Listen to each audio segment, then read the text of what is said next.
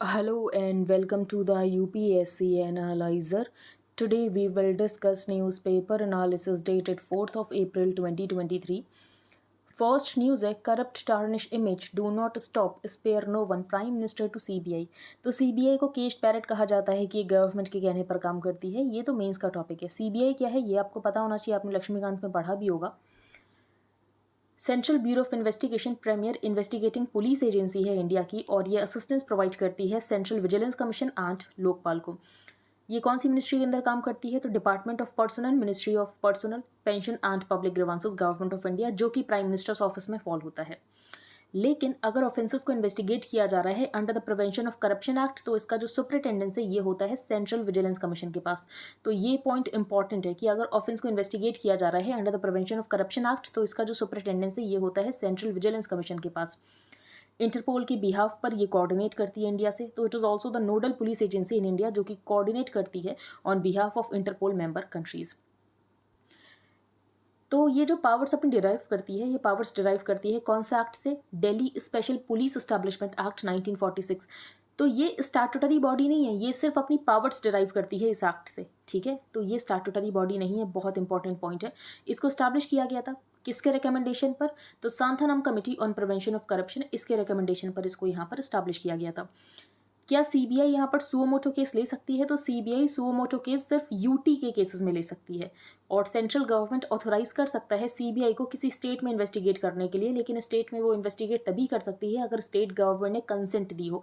अगर state government ने consent नहीं दी हो तो यहाँ पर सीबीआई इन्वेस्टिगेट नहीं कर सकती है। ऐसा कौन सा केस है कि यहाँ पर सीबीआई इन्वेस्टिगेट कर सकती है और स्टेट गवर्नमेंट ने यहाँ पर कंसेंट भी ना दी हो? तो अगर हाई कोर्ट या सुप्रीम कोर्ट ने कहा है सीबीआई को इन्वेस्टिगेट करने के लिए, तो यहाँ पर स्टेट गवर्नमेंट की कंसेंट की ज़रूरत नहीं पड़ेगी।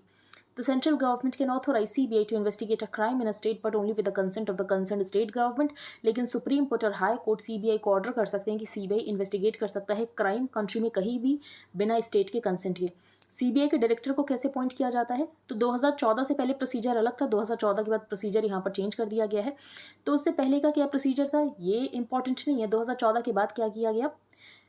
तो इलेक्शन कमीशन ऑफ इंडिया कि जिस तरीके से यहाँ पर members and election commissioner appoint किया जाएगा, सेम वही कमेटी होती है। तो 3 मेंबर्स होंगे, प्राइम मिनिस्टर हेड करेगा, लीडर ऑफ अपोजिशन होंगे and chief justice of India होंगे। अगर कोई यहाँ पर लीडर ऑफ अपोजिशन नहीं है तो leader of the single largest opposition party होगा and chief justice of India, ठीक है। प्रोसीजर कैसे काम करेगा? तो बेसिकली यहाँ पर जो होम मिनिस्ट्री है ये एलिजिबल कैंडिडेट्स की लिस्ट भेजेगी डीओपीटी को। डीओपीटी उसके बाद फाइनल लिस्ट प्रिपेयर करेगा सीनियरिटी के बेसिस पर, इंटेग्रिटी के बेसिस पर, ये सब है। जो डायरेक्टर ऑफ सीबीआई होता है इसका 2 साल का टेन्योर होता है, और ये 2 साल का टेन्योर प्रोवाइड किया गया है सीवीसी एक्ट 2003 से। नवंबर 2021 में प्रेसिडेंट ने 2 ऑर्डिनेंसेस प्रोमलगेट किए थे, और इन ऑर्डिनेंसेस में क्या लिखा गया था कि जो सीबीआई के डायरेक्टर का टेन्योर है एंड जो ईडी के डायरेक्टर का टेन्योर, इसको यहाँ पर 2 साल से 5 साल किया जा सकता है।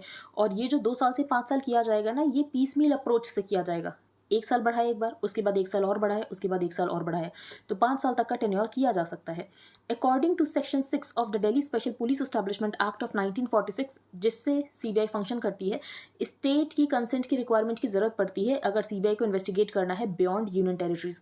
तो हमने डिस्कस किया ना कि सुओ मोटो केस ये जो ले सकती है ये सिर्फ यूटीज में ले सकती है, बाकी यहाँ पर स्टेट के कंसेंट की जरूरत पड़ेगी अगर किसी पर्टिकुलर स्टेट में जाकर इन्वेस्टिगेशन करना है। लेकिन अगर यहाँ पर हाई कोर्ट या सुप्रीम कोर्ट कहता है तो ये कर सकती है, इसमें यहाँ पर स्टेट के कंसेंट की ज़रूरत नहीं है। एक और पॉइंट इंपॉर्टेंट हो सकता है, वो ये है कि अगर जो केस है ये दिल्ली से स्टार्ट हो रहा है, तो दिल्ली एक यूटी है, और उसके बाद ये जो केस की कड़ियाँ हैं ये किसी दूसरे स्टेट पे जा रही है, तो ऐसे केस में भी यहाँ पर अगर उस पर्टिकुलर स्टेट की कंसेंट नहीं है तो चलेगा। तो अगर कॉज ऑफ एक्शन दिल्ली है, कोई यूटी है, तो यहाँ पर सीबीआई का जो जूरिसडिक्शन है एक्सटेंड हो सकता है, ऐसा कहा गया था, और ये हमने इंडियन एक्सप्रेस के एक्सप्लेन्ड आर्टिकल में पढ़ा था, अगर आपको याद हो। तो आपको क्या पॉइंट्स याद रखने हैं? सबसे पहला पॉइंट आपको ये याद रखना है कि ये डिपार्टमेंट ऑफ पर्सनल में आती है, मिनिस्ट्री ऑफ पर्सनल में आती है।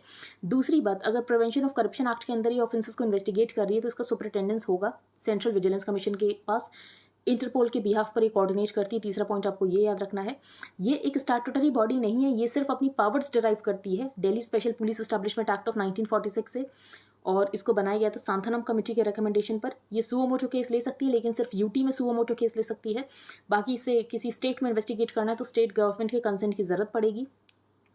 आपको ये बताना है कि जनरल कंसेंट क्या होता है एंड स्पेशल कंसेंट क्या होता है। डायरेक्टर ऑफ सीबीआई कैसे अपॉइंट किया जाता है? तो बेसिकली यहाँ पर 3 मेंबर कमेटी होती है जिसमें प्राइम मिनिस्टर हेड करते हैं, लीडर ऑफ अपोजिशन होता है लोकसभा का, and chief justice of India होते हैं। ठीक है, 2 साल का यहाँ पर टेन्योर है और ये यहाँ पर सिक्योरिटी ऑफ टेन्योर प्रोवाइड किया गया है सीवीसी एक्ट 2003 से। 2021 में एक ऑर्डिनेंस प्रोमलगेट किया जाता है कि जो टेन्योर है इसको 5 साल का किया जा सकता है।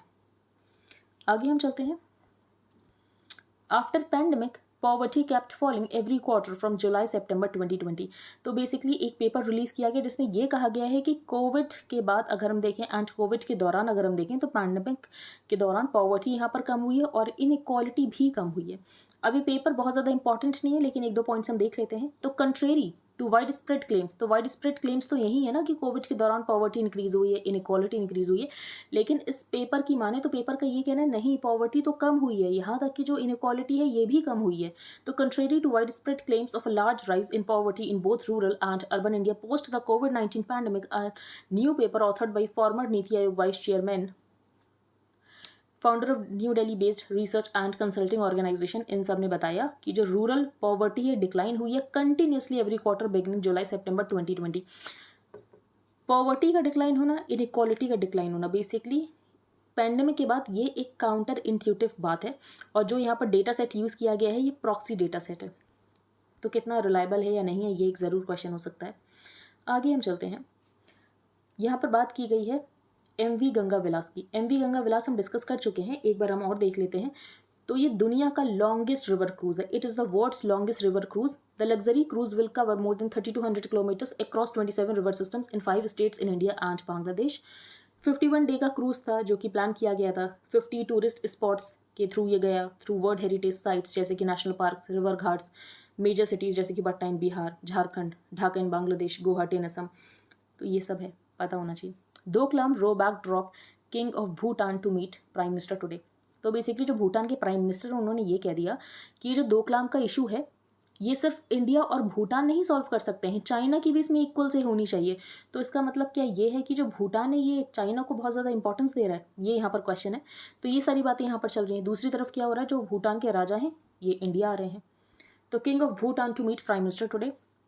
Bhutan Prime Minister had said that China has an equal say in resolving the 2017 border dispute. Many in Delhi saw कि बेसिकली यहाँ पर ये जो भूटान है ये अपर हैंड देने की कोशिश कर रहा है बीजिंग को। तो Doklam is a junction point between India, China and Bhutan. It is not up to Bhutan alone to solve the problem. यहाँ पर 3 कंट्रीज हैं, कोई यहाँ पर बड़ा छोटा नहीं है, तीनों की इक्वल से है और ऐसे हम प्रॉब्लम को रिजॉल्व करेंगे, ऐसा यहाँ पर कहना है इनका। यहाँ पर बात की गई प्राइसेस ऑफ मेडिसिन की। अब न्यूज़ इंपॉर्टेंट नहीं है, न्यूज़ तो बेसिकली यही है कि यहाँ पर जो कांग्रेस के अध्यक्ष हैं उनका ये कहना है कि जो दवाइयों के प्राइसें बहुत ज़्यादा इंक्रीज़ हो गए। हेल्थ मिनिस्टर का ये कहना है ऐसा कोई इंक्रीज़ नहीं हुआ है, ये तो WPI से लिंक्ड है। तो हमें ये देखना है कि प्राइजेस तय होते कैसे हैं मेडिसिन के। National list of essential medicine is a list जो कि यहाँ पर ministry of health and family welfare release करती है। जिन मेडिसिन को लिस्ट किया जाता है इस लिस्ट में, national list of essential medicine में, तो बेसिकली एक यहाँ पर प्राइस सीलिंग फिक्स कर दी जाती है by the national pharmaceutical pricing authority और इस प्राइस से तो कम पर ही बेचा जाएगा। तो medicine listed in the national list of essential medicine are sold below a price ceiling fixed by the national pharmaceutical pricing authority. Criteria क्या है किसी भी मेडिसिन को इंक्लूड करने का NLEM में?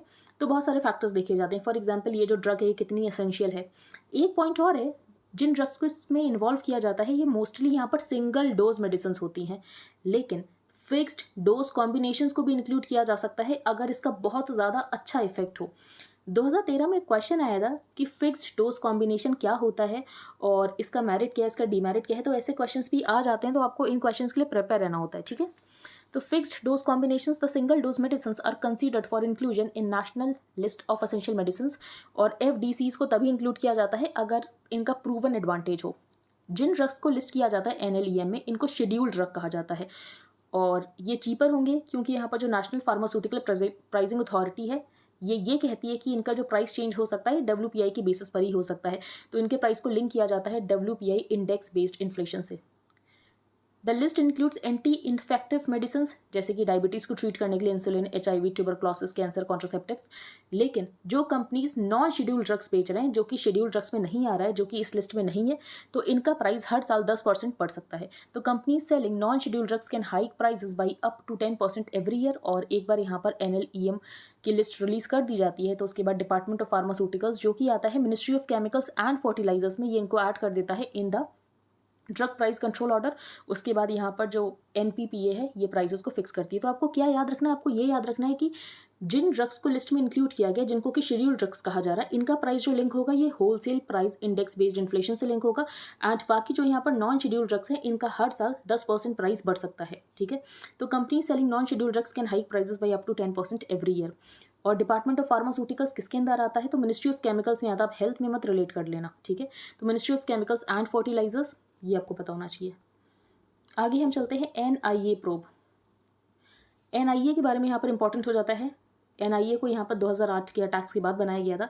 NIA central counter terrorism law enforcement agency है। काम क्या है इसका, तो ऑफेंसेस जो कि यहाँ पर इंडिया की सॉवरेनिटी को, सिक्योरिटी को, इंटेग्रिटी को अफेक्ट कर रहे हो, उसके लिए क्या क्या ये देखता है NIA। Friendly relations with foreign states, atomic and nuclear facilities, या आर्म्स की स्मगलिंग तो नहीं हो रही है, कहीं फेक इंडियन करेंसी का यूज़ तो नहीं किया जा रहा है, ये सब देखता है। इसके अलावा यूनाइटेड स्टेट्स के जो रिजोल्यूशंस हैं, जो कन्वेंशंस हैं, जो एग्रीमेंट्स हैं, जो इंटरनेशनल ट्रीटीज़ हैं, कहीं इनका वायलेशन तो नहीं हो रहा है, तो ऑफेंसेस जो इनके अंदर हैं वो भी ये देखता है। इसको कॉन्स्टिट्यूट किया गया था under the NIA act of 2008। Agency यहाँ पर क्या करती है, तो टेरर रिलेटेड क्राइम्स को देखती है across states without special permission from the states. तो आपको ये याद रखना है कि अगर हमने CBI की बात की थी, तो CBI को यहाँ पर इन्वेस्टिगेट करने के लिए स्टेट के कंसेंट की ज़रूरत होती है, लेकिन NIA के साथ ऐसा नहीं है। NIA को यहाँ पर स्टेट के किसी भी परमिशन की ज़रूरत नहीं होती। NIA का जूरिसडिक्शन यहाँ पर ऑल ओवर कंट्री होता है। हेडक्वार्टर्स इसके न्यू दिल्ली में है। जूरिसडिक्शन, तो law under which the agency operates, तो ये होल ऑफ इंडिया में तो एक्सटेंड होता ही है। इसके अलावा Indian citizens outside the country, ये उनके ऊपर भी एप्लीकेबल होता है। इसके अलावा जो भी लोग गवर्नमेंट सर्विस में हैं, जहाँ पर भी पोस्टेड हो, कोई फर्क नहीं पड़ता, उनके ऊपर ये लॉ एप्लीकेबल होगा। शिप्स और एयरक्राफ्ट्स जो कि इंडिया में रजिस्टर्ड है, ये कहीं पर भी हो, कोई फर्क नहीं पड़ता, इनके ऊपर भी ये लॉ एप्लीकेबल होगा। Persons who commit a scheduled offence beyond India against the Indian citizen या against the interest of India, जो कि इंटरेस्ट ऑफ इंडिया को अफेक्ट कर रहा हो, तो उसके ऊपर भी यहाँ पर NIA एप्लीकेबल होगा। State government as provided under section 6 of the act, state government ये कह सकता है कि ये जो पर्टिकुलर केस है ये शेड्यूल्ड ऑफेंस है और इसको यहाँ पर NIA के इन्वेस्टिगेशन के लिए रेफर कर देना चाहिए। तो बेसिकली यहाँ पर जो सेंटर है सारी डिटेल्स देखेगा, क्या ये शेड्यूल्ड ऑफेंस है, क्या यहाँ पर NIA को रेफर करना चाहिए। और अगर सेंट्रल गवर्नमेंट को ऐसा लगता है तो यहाँ पर जो सेंट्रल गवर्नमेंट है NIA से कहेगा कि आप यहाँ पर इन्वेस्टिगेशन करो। सेंट्रल गवर्नमेंट को अगर खुद भी लगता है कि ये कोई शेड्यूल्ड ऑफेंस है, तो यहाँ पर सेंट्रल गवर्नमेंट कह सकता है कि आप यहाँ पर सुओ मोटो इन्वेस्टिगेशन करो NIA को। तो when the central government is of the opinion that a scheduled offence has been committed which is required to be investigated under the act, it may suo moto direct the agency to take up the probe। एक और important point है, और वो important point ये है UAPA के regarding. तो अगर अक्यूज को प्रोसिक्यूट करना है अंडर द UAPA, तो यहाँ पर NIA को सेंट्रल गवर्नमेंट के सैंक्शन की ज़रूरत पड़ेगी। तो अगर अक्यूज्ड को UAPA के अंदर सैंक्शन करना है, तो एजेंसी जो है NIA, इसको यहाँ पर सेंट्रल गवर्नमेंट के सैंक्शन की ज़रूरत पड़ेगी। स्पेशल कोर्ट्स, तो 2008 के एक्ट में ये कहा गया था कि स्पेशल कोर्ट्स को कॉन्स्टिट्यूट किया जाएगा ऑफेंसेस को ट्राई करने के लिए अंडर द एक्ट। 2019 में अमेंडमेंट किया जाता है और ये कहा जाता है कि जो सेशंस कोर्ट है इसको यहाँ पर स्पेशल कोर्ट्स की तरह डेजिग्नेट किया जा सकता है। ठीक है, ये जो सेशंस कोर्ट है इनको ही स्पेशल कोर्ट्स की तरह डेजिग्नेट किया जा सकता है। ये काम कौन करेगा, तो सेंट्रल गवर्नमेंट करेगा। सेंट्रल गवर्नमेंट इसके लिए किससे कंसल्ट करेगा, तो chief justice of the high court के साथ कंसल्ट करेगा। तो central government is required to consult the chief justice of the high court under which the sessions court is functioning before designating it as a special court. तो ये सारे ही points आपको पता होना चाहिए, जिसमें सबसे इंपॉर्टेंट पॉइंट है UAPA कि UAPA में अगर यहाँ पर प्रोसिक्यूट करना है अक्यूज्ड को, तो इसमें यहाँ पर सेंट्रल गवर्नमेंट के सैंक्शन की जरूरत पड़ेगी और इसका जूरिसडिक्शन आउटसाइड ऑफ इंडिया है, ये भी पता होना चाहिए। सुओ मोटो जूरिसडिक्शन होता है, ये सब पता होना चाहिए। आगे हम चलते हैं रिफॉर्म डिफेमेशन लॉ। तो section 499 and section 500 of the IPC यहाँ पर डिफेमेशन से डील करता है। तो ऑथर का ये कहना है कि डिफेमेशन, और हम अगर फ्रीडम ऑफ स्पीच की बात करें तो फ्रीडम ऑफ स्पीच का एक एक्सेप्शन है डिफेमेशन, लेकिन एक वर्डिक्ट के बाद क्या हुआ, ये जो डिफेमेशन है एंड जो फ्रीडम ऑफ स्पीच है, आपने इन दोनों को एक कॉम्पिटिंग राइट बना दिया है कि दोनों ही बहुत ही ज़्यादा ज़रूरी, लेकिन ऐसा नहीं है। फ्रीडम ऑफ स्पीच बहुत ज़्यादा ज़रूरी है। जो डेफेमेशन है ये सिर्फ एक इसका एग्जेम्पशन हो सकता है, ये यहाँ पर ऑथर का कहना है। और डेफेमेशन को खत्म करने की जरूरत है। डिफेमेशन को लेकर एक बिल लेकर आया गया था, लेकिन ये बिल लैप्स हो गया था जब लोकसभा लैप्स हुई थी लास्ट वाली, जब लोकसभा डिसॉल्व हुई थी उसके बाद ये बिल यहाँ पर लैप्स हो गया था। तो ऑथर का कहना है कि अब ये इशू बहुत बड़ा हो चुका है, क्योंकि यहाँ पर राहुल गांधी को डिफेमेशन में 2 साल की सज़ा हो गई और उनको यहाँ पर डिस्क्वालीफाई कर दिया गया। तो बेसिकली डिफेमेशन को लेकर हमें एक लॉ लेकर आने की ज़रूरत है, और ये जो क्रिमिनल डिफेमेशन इसको यहाँ पर ख़त्म करने की ज़रूरत है। A recent report by common cause and लोक नीति CSDS, इसने यहाँ पर स्टेट लेवल सर्वे किया और सर्वे से ये पता चला कि लोग कुछ भी बोलने से डरते हैं, क्योंकि उनको ये लगता है कि उनके अगेंस्ट लीगल एक्शन लिया जा सकता है अगर वो अपने ओपिनियन को वॉइस आउट करते हैं।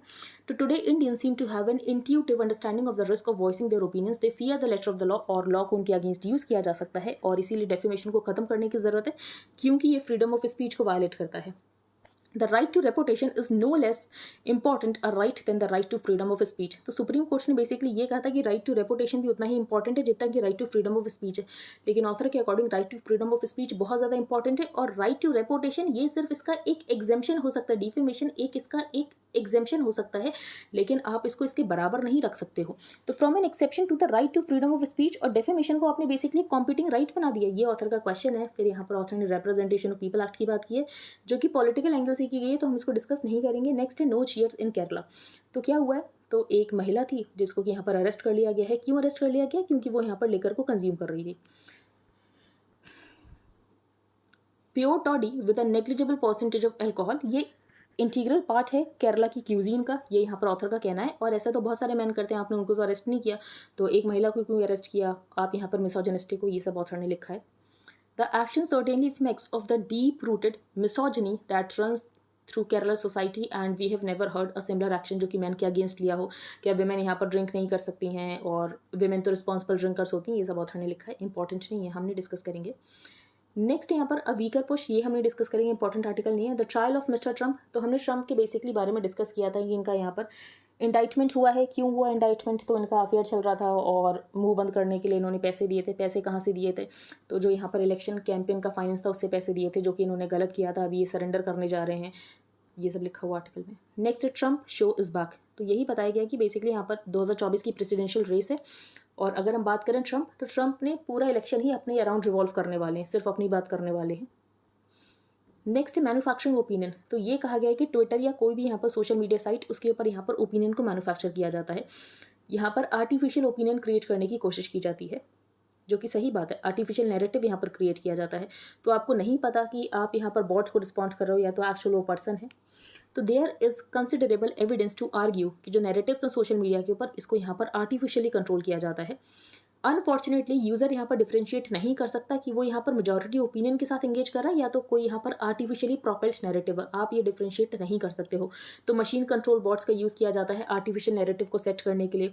सोशल मीडिया प्लेटफॉर्म्स बहुत ज़्यादा ट्रिकी हैं, और ये यहाँ पर परसेप्शन क्रिएट करने की पूरी कोशिश करते हैं पॉलिटिकल एंड्स को मीट करने के लिए। नेक्स्ट है call Rahul Gandhi case by it's name. तो ऑथर कौन है, आपने ऑथर देख लिया, बेसिकली ये असम के चीफ मिनिस्टर हैं।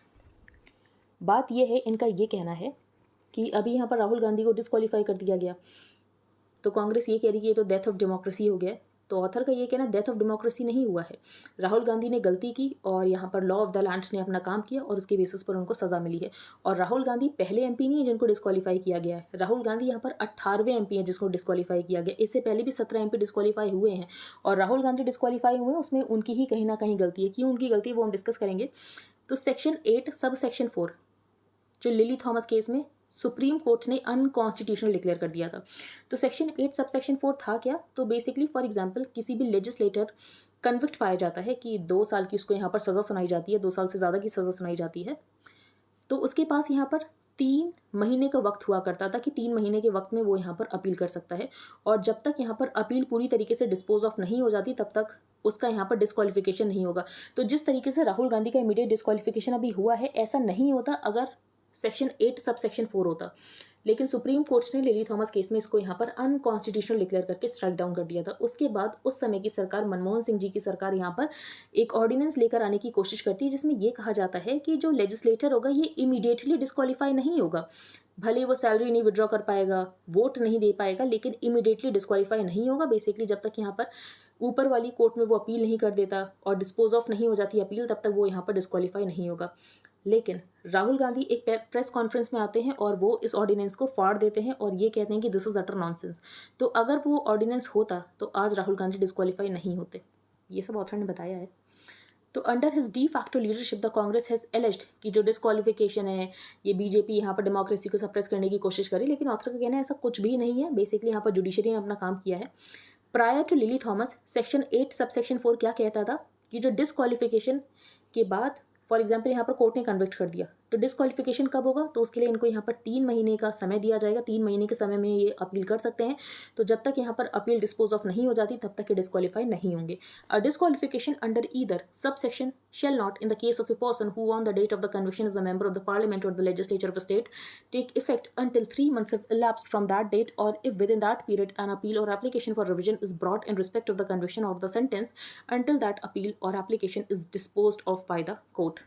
ठीक है, तो बेसिकली यहाँ पर एमपी और एमएलएस को 3 महीने का टाइम पीरियड दे दिया गया था कि आपका यहाँ पर इमीडिएट डिस्क्वालिफिकेशन नहीं होगा, आपको 3 महीने का टाइम पीरियड दिया जाता, आप यहाँ पर अपील कर लो।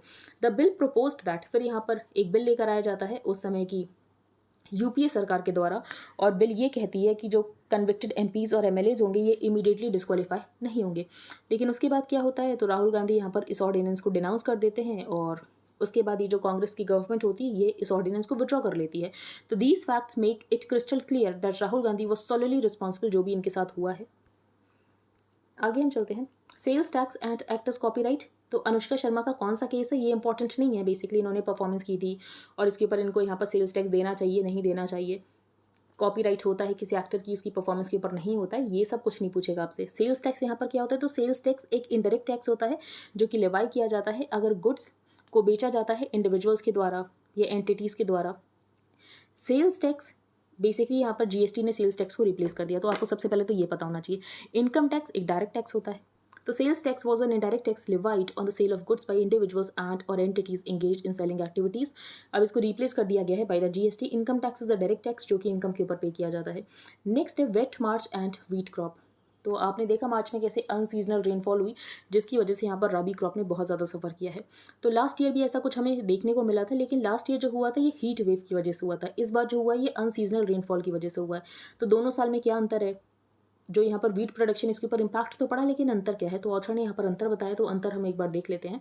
तो लास्ट ईयर की अगर हम बात करें तो हीट वेव आई थी और हीट वेव का जो टाइम पीरियड था वो टाइम पीरियड था जब यहाँ पर जो कर्नल्स थे ये स्टार्च को अकुमुलेट कर रहे थे और हीट वेव की वजह से स्टार्च अकुमुलेट नहीं हो पाया और जिसकी वजह से यहाँ पर यील्ड कम हो गई। तो 2021-22 season was marked by too much rain. The country received rainfall that was way above the normal long period. उसके बाद हमें heat wave देखने को मिली। The unusual heat of March 2022 led to lower wheat production और जिसकी वजह से यहाँ पर yield कम हो गई। इस बार हमें क्या देखने को मिल रहा, तो हमें यहाँ पर अनसीजनल रेनफॉल देखने को मिल रही है जिसकी वजह से लॉजिंग हो गई है। अब लॉजिंग क्या होता है, तो बेसिकली जो ग्रेन है उसका वेट बहुत ज़्यादा हो गया और जो स्टेम है ये उस ग्रेन को अब होल्ड नहीं कर पा रही है जिसकी वजह से यहाँ पर जो प्लांट है वो नीचे गिर जाता है, तो उसको बोलते हैं लॉजिंग। तो wheat is sensitive to both heat stress and rain thunderstorms during the terminal grain filling and ripening period. This is the time when the crops earheads are heavy with grains और ये grain के द्वारा बहुत ज़्यादा heavy होते हैं और जिसकी वजह से अगर स्टेम यहाँ पर वीक हो जाएगी तो लॉजिंग हो जाएगी और ये फ्लैट तरीके से प्लांट नीचे गिर जाएगा। The more the weight accumulated from grain filling the more vulnerable the crop is to rain. These when accompanied by high velocity wind, तो जो स्टेम से प्रोन टू लॉजिंग हो जाती हैं या बेंड हो जाती हैं या falling flat on the ground, तो ये प्रॉब्लम हमें देखने को मिल रही है। ये इंपॉर्टेंट आर्टिकल नहीं है। Manufacturing PMI expands to 3 month है। तो यहाँ पर PMI इंपॉर्टेंट है। क्या होता है PMI? It is a survey based measure जो कि रिस्पॉन्डेंट से पूछता है कि आपका क्या परसेप्शन है, ठीक है, कि यहाँ पर इकोनॉमिक ट्रेंड्स को देखकर आपको क्या लगता है कि यहाँ पर क्या होने वाला है। मैन्युफैक्चरिंग और सर्विस सेक्टर के लिए यहाँ पर निकाला जाता है।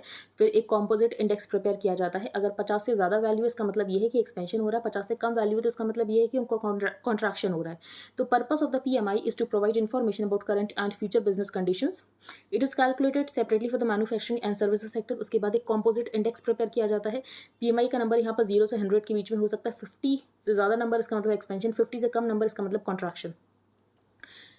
इसको कंपाइल किया जाता है IHS मार्केट के द्वारा, ठीक है। ये मार्केट की स्पेलिंग बिल्कुल सही है, ये स्पेलिंग होती है। IHS मार्केट है कि it is a global leader in information analytics and solutions for the major industries. IHS market part है S&P ग्लोबल का। तो एक क्वेश्चन आया था प्रीलिम्स में कि S&P 500 क्या है। तो अगर आपको पता है S&P 500 क्या है, then please tell me in the comment section. नहीं पता है तो देख लेना। Oil surges as OPEC plus surprise output target cuts shake markets. तो ओपेक प्लस कंट्रीज ने डिसाइड किया है कि हम यहाँ पर जो प्रोडक्शन इसको कट करेंगे, प्रोडक्शन कट करेंगे तो क्या होगा, क्रूड ऑयल का प्राइस यहाँ पर इंक्रीज हो जाएगा। यहाँ पर एक टर्म मेंशन है वेस्ट टेक्सास इंटरमीडिएट। तो ये क्या है, तो ये बेसिकली यहाँ पर एक क्रूड इंडेक्स है, जैसे कि ब्रेंट इंडेक्स है वैसे ही वेस्ट टेक्सास इंटरमीडिएट भी है। ये क्वेश्चन 2020 प्रीलिम्स में आया था। आगे हम चलते हैं। यहाँ पर एक लोकेशन मेंशन है हेब्रन। ये सिटी है, कहाँ पर है, तो इसराइल में है, तो हेब्रन ये पता होना चाहिए। Next, Finland turns to the right as it prepares to enter NATO today. तो हम डिस्कस कर चुके हैं नेटो के बारे में, एंड नेटो में यहाँ पर फिनलैंड एंटर करने वाला है क्योंकि टर्की ने कह दिया है, टर्की ने यहाँ पर अलाउ कर दिया है। अभी तक स्वीडन एंटर नहीं किया है, सिर्फ फिनलैंड एंटर कर रहा है, ठीक है। तो फिनलैंड यहाँ पर नेटो का मेंबर बनने वाला है। लास्ट मेंबर जो नेटो में जोड़ा था, अगर आपको उसका नाम पता है तो आप कमेंट सेक्शन में बता सकते हो। नहीं पता है तो आप देख सकते हो। नेटो यहाँ पर कौन सी ट्रीटी से बनाता है ये भी बता सकते हो। व्हाट्सएप एक्ट क्या है ये भी बता सकते हो। फिर ये बताया जा रहा है कि यहाँ पर आर्टिफिशियल स्नो क्रिएट करने की कोशिश की जा रही है क्लाइमेट चेंज से फाइट करने के लिए। लेकिन आर्टिफिशियल स्नो को बनाना इतना आसान नहीं है, क्योंकि अगर हम बात करें तो ग्लोबल वार्मिंग की वजह से टेम्परेचर राइज हो रहा है, यूरोप में ड्रॉट आ रहा है, और उसके बाद आप कितना सारा पानी यूज़ कर सकते हो आर्टिफिशियल स्नो को बनाने के लिए, तो ये एक बड़ा क्वेश्चन है।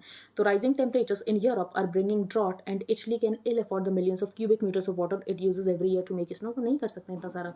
यहाँ पर एक माउंटेन्स मेंशन है जो कि इटली में है, जिसका नाम है एपेनाइन माउंटेन्स। तो एपेनाइन माउंटेन्स कहाँ पर है, तो ये इटली में है। नेक्स्ट यहाँ पर मलेशिया। तो मलेशिया ने ये सोचा है कि जो डेथ पेनल्टी है, जो कैपिटल पनिशमेंट है, इसको हम खत्म कर रहे हैं। तो Malaysia scraps mandatory death penalty. अब ये क्वेश्चन मेंस में आया था कि डेथ पेनल्टी होनी चाहिए नहीं होनी चाहिए, कैपिटल पनिशमेंट होना चाहिए नहीं होना चाहिए। तो इसके लिए आपको बच्चन सिंह जजमेंट पता होना चाहिए, एग्रीवेटिंग फैक्टर्स क्या होते हैं, मिटिगेटिंग फैक्टर्स क्या होते हैं, ये सब आपको पता होना चाहिए, ठीक है। अगर हम आशियान कंट्रीज़ की बात करें तो ASEAN countries for example Myanmar क्या कर रहा है, म्यांमार यहाँ पर लोगों को एग्जीक्यूट कर रहा है, ठीक है। लेकिन मलेशिया हम देख रहे हैं कि मलेशिया यहाँ पर कोशिश कर रहा है कि कैपिटल पनिशमेंट को यहाँ पर बंद किया जाए। सिंगापुर ने बेसिकली लास्ट ईयर 11 लोगों को एग्जीक्यूट कर दिया, वो भी ड्रग ऑफेंसेस के लिए। तो कैपिटल पनिशमेंट हमें बढ़ता हुआ दिख रहा है, लेकिन मलेशिया में हमें यहाँ पर एक रिवर्स ट्रेंड देखने को मिल रहा है। तो आज के न्यूज़पेपर में इतना ही था। अगर आपको अप्रैल की PDF बाय करनी है, highlighted portion plus static portion मिलेगा, बाकी डिटेल्स आपको कमेंट सेक्शन में मिल जाएंगी। एंड अगर आपको एनालिसिस अच्छी लगती है तो आप लाइक शेयर सब्सक्राइब कमेंट कर सकते हो। एंड अगर आपका कोई डाउट है तो आप टेलीग्राम ग्रुप पर पोस्ट कर सकते हो। Thank you and have a nice day.